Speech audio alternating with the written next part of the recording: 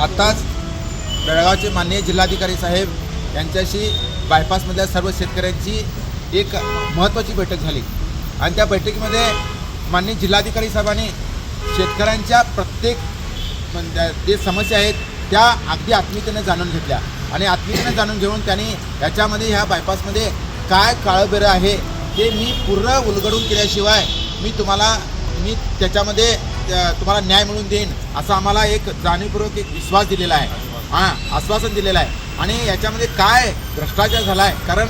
जी 4 gadget झालेत 2009ला, 2011ला 2 झाले, 2018ला 1 झाला आहे. आणि त्यावेळेला काय झालं आहे, हे महामार्ग प्राधिकरणानं काय म्हटलेलं आहे की आम्ही ऑलरेडी 2014ला शेतकऱ्यांना भरपाई दिलेली आहे, पण जी भरपाई दिलेली आहे ती रीतसर आहे की नाही. कारण माननीय न्यायालयाने काय म्हटलेलं आहे, बेळगावचा 0 पॉईंट सिद्ध झाल्याशिवाय कुठलंही शेतकऱ्यांच्या पिकाला किंवा शेतकऱ्यांच्या जमिनीला हात लावू नये असं न्यायालयानं स्पष्ट निकाल देऊन सुद्धा यांनी महामार्ग प्राधिकरणाने